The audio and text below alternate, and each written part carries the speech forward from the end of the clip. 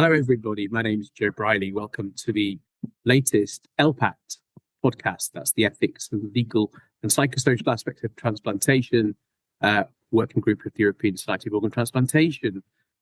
So I'm really happy today. Our guest is Chloe Balleste, who is a fabulous person. There you go, Chloe. I'm going open about that. And I'm going to ask her all about her work in transplantation for an organization called DTI.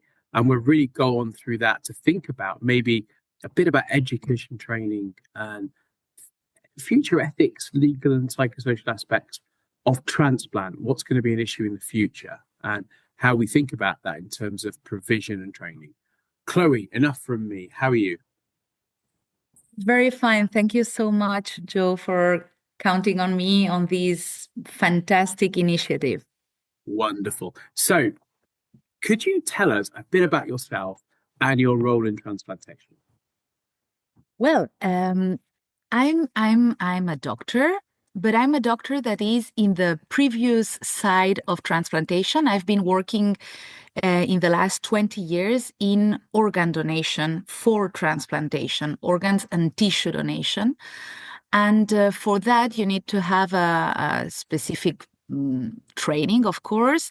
And usually we are trained in intensive care and all that has to do with the places in where people can die and can become potential donors. So this is me in my medical background, and also I've been working in the University of Barcelona in the Faculty of Medicine for several years now as a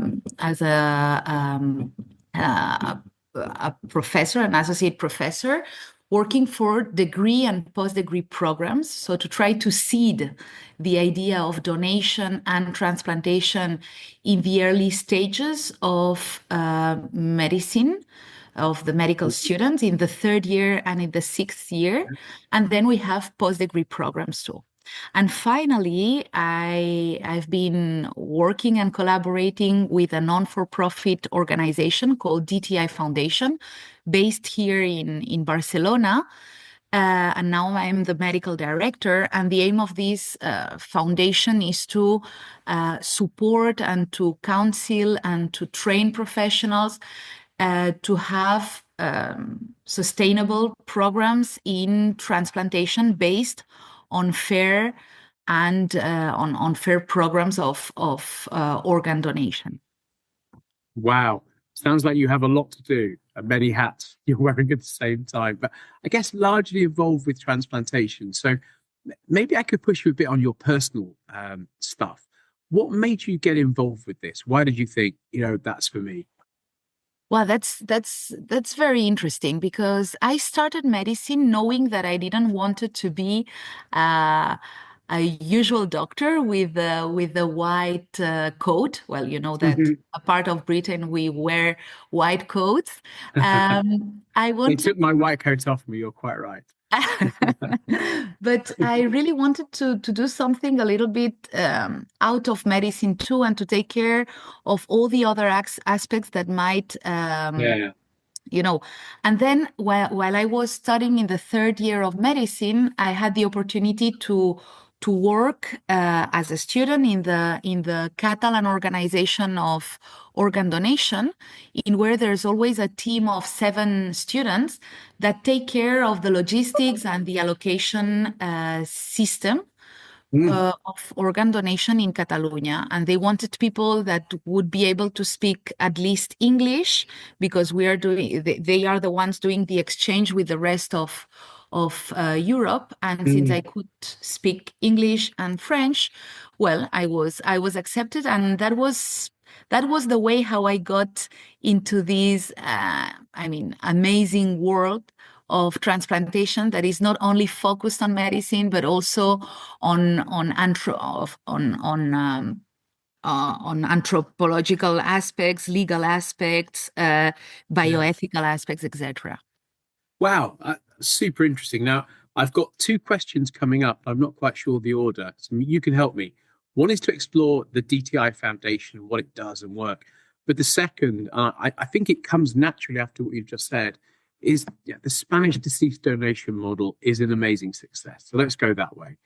And yeah, well, I think it's a little bit, I think it's going to be a mixed answer because in fact, the beginnings of DTI starts before DTI was created. So in the 90s in Spain, from the very beginning, there was this idea that if we wanted to implement a successful transplantation program, donation should be also part of this program.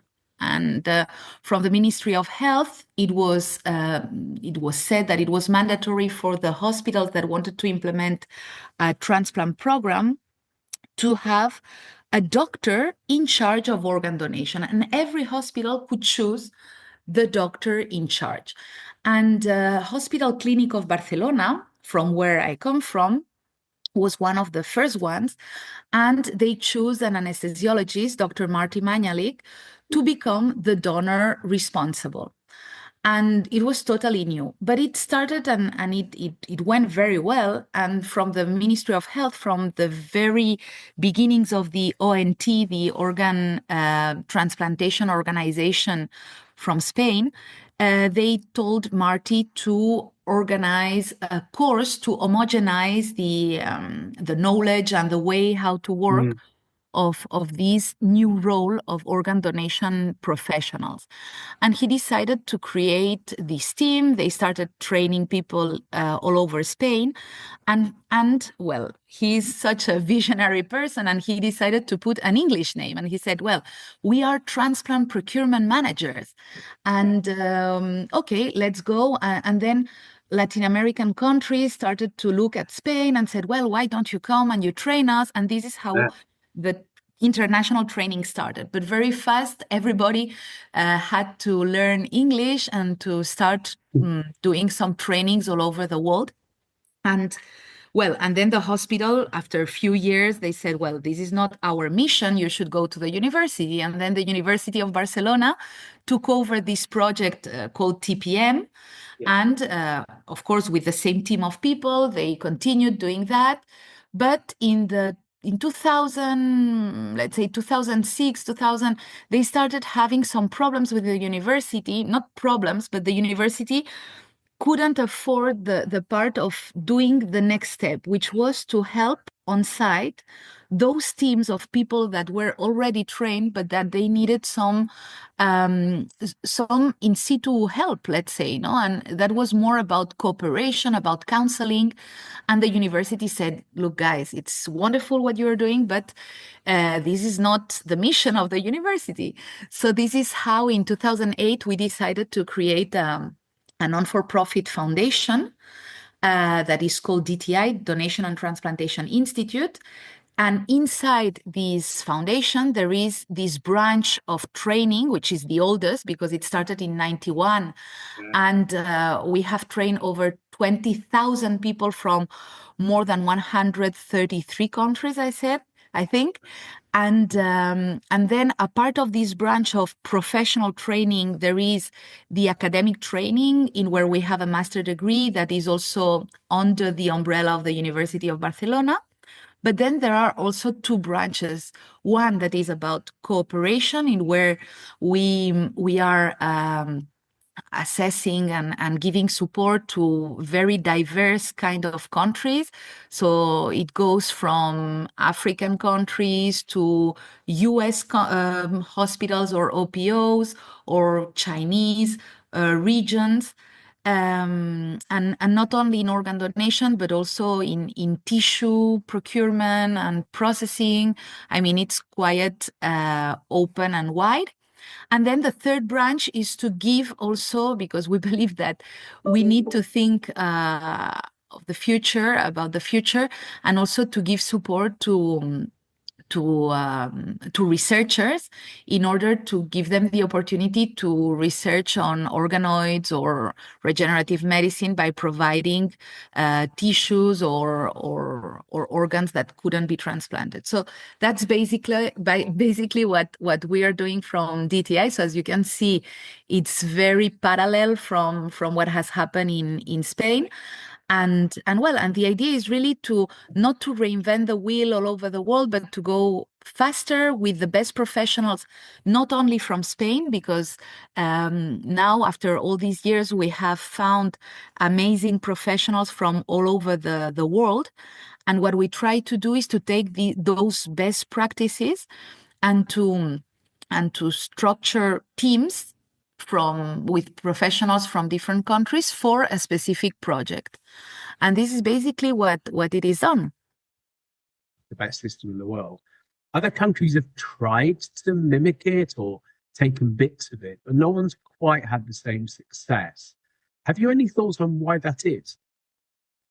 Well, I think that the basics of the Spanish model are quite. I mean, they are easy to reproduce at some point because the bases are really to professionalize this activity inside the hospital. So it depends on us, on the healthcare professionals, and to be trained for that and to organize our activity inside the hospital. But of course, you've got so many factors that might influence the donation and transplantation program that, of course, some of them are not controllable. Let's say one of the other points that is important in Spain, for instance, is the fact that the citizens are really are happy with the system we have of healthcare, and they are very confident on the system, and they trust the professionals. So of course, without trust of the professionals and the system, it's very difficult to create a program of donating the organs of your loved one. So, and how can you change that? No, it's not easy. Another one is the legal framework, and many people stuck on that, thinking that by changing the law you might change the system and the way of doing the things. But in fact, we have seen that this might even be counterproductive, because changing a law takes lots of time, and and the citizens sometimes are not ready for that. So I would say that it is impossible to copy paste the whole thing because there are so many factors, but you can take the best of that and try to be as efficient as possible, because the Spanish model is not a very rich program. It's more about being proud of what you're doing, trying to do your best to really understand donation and transplantation as a new service of your hospital, and understanding that becoming a donor is a right of your citizens. So you have to put everything you can put in place to make sure your citizens can have this right, can fulfill this right. So maybe it has to do with motivation, with professionalization, and also with a landscape, a framework that is, of course, positive on that. But well, I'm very positive on reproducing efficient programs. I don't think it's the Spanish program. Is to really understand where you are, understand what are your main challenges, to take these as part of your job, of your mission, and then it works. And we have lots of very interesting examples, no? Like Croatia, like Portugal, like Brazil, that also worked a lot. China has done an immense change in very few years by doing that, by understanding that they need organ donation units in their hospital. So it is, or Iran. Iran is amazing, no? They moved from living donation to a very efficient disease donation. So it is feasible. It is not easy, but you can do it in different ways, bottom up or top down. It's just about willing to do it and being very, very persuasive and working hard. Really, really interesting to hear. And I guess a couple of things I can echoing for me. One is public trust in medicine more broadly is such a key thing here. Because when you have your loved one is in ICU and sick and likely dying, then if there's an element of distrust and something like organ donation is added, you can see how that's more of a challenge, right? So yeah, very interesting. So it's all part of the broader healthcare system. But the other thing that I think people are very interested in is it's not massively highly resourced. It's more motivated and works very well. But I like the point you made earlier about your involvement was when you were a medical student, becoming very involved with actual, donation and transplantation work in terms of phoning other people. I think that's something really important, isn't it? So you became hooked at an early age, and I know one of the areas that groups like ESOT and others are very focused on at the moment is transplant professionals for the future. Yeah. And in some ways, because it is a hard career for many people, one of our previous sorry, everybody, I'll take that back. One of our previous podcasts was with Louise Kenny, who's a cardiac surgeon, and they work very hard. Let's not be beat around the bush here. That's a very intense, hard career in terms of organ retrieval overnight, transplanting, and having few people in any department able to do the work they do. So, there's no 1 in 8 rotas for those guys, unlike the ICU team, where you have still hard work, but it's not quite the same as a 1 in 2 or whatever it is every other night having to do on call. So the question then is, how do you get people interested in transplantation? And your example's perfect. You give people something that's interesting, but also some responsibility and maybe the chance of, I don't know, becoming involved in research or something else at an early stage. I think. Yeah. Any thoughts about that? How do we? Well, I think this is the question. This is the question: how to motivate people working on that field or in any other field. No, and I agree that transplantation is less sexy than before, and there's less young people interested because of all the things you said. No, it's very time consuming, and you have to put yourself on that, no, and it's a little bit difficult on these times in where there are new values and the new generations value other points, no, and it's not only about work, it's about personal life, the balance, and so on. What I think is that what motivates people, most of the people believe and think that it has to do with money. Money, it's the minimum. It's just the fact, of course, if you do a job, you have to be rewarded for that. You have to be paid for that. But there are so many other things that make you be happy with what you do, and it might be attractive. As you mentioned, I think that giving you the possibility of having a professional pathway, a new professional pathway, in where you are quite unique, because there's not so many people working on that field. So I think that that's an important point. You can do things that not many other people are doing. That's one. The other one is to be recognized. And I have seen that in most of the countries, in the case of organ donation, the people working in organ donation are not really recognized. People are not really proud of working on that. Here in Spain, you feel really proud. I mean, the society understands what you are doing, and they see it as something really beautiful. So you're valued. You're valued by society. Exactly. That's important. Yeah, and that's important. That's really important, because it's not only the surgeons that are valued on transplantation, it's also the ones that will be with you when something happens, that will give you the bad news, but they will be accompanying you on this path, and you give them the opportunity to give at least not hope, but an opportunity after death. No, so in our society, this is valued, and we got the chance of having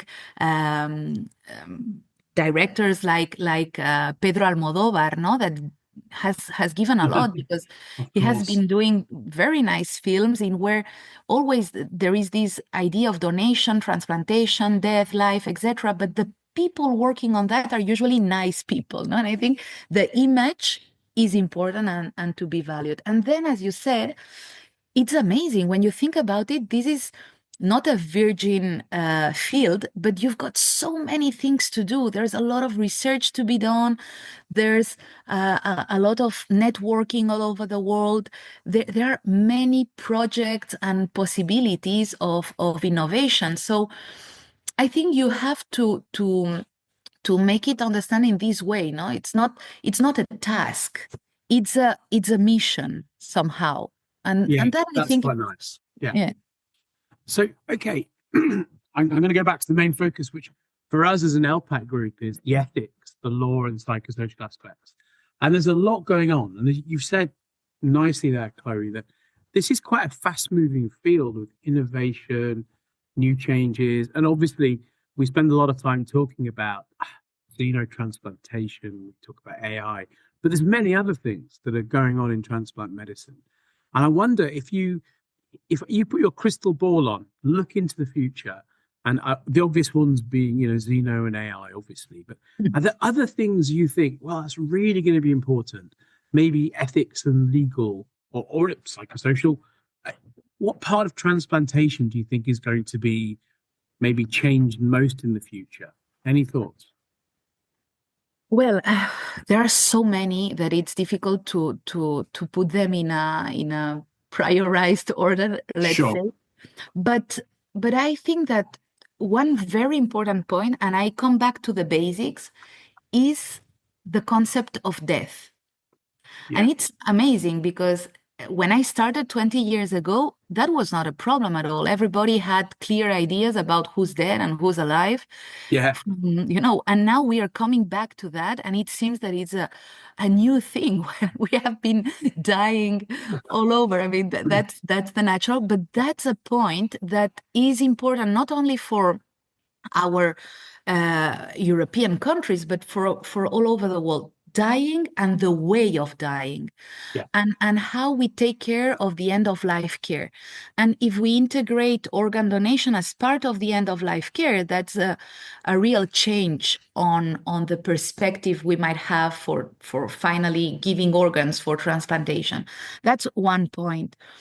Another very interesting point also is about, of course, the use of animals that would be like being raised only for our use, no? And of course, this is not something new. We are doing that for many other, no, for Yeah. other purposes.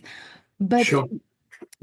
some point it's only for one heart or only for one kidney, and I Yeah. think that now it is something we have to think about it. No, we have to think about it because once more, the society is changing, the values are changing, and I think that that's an important point.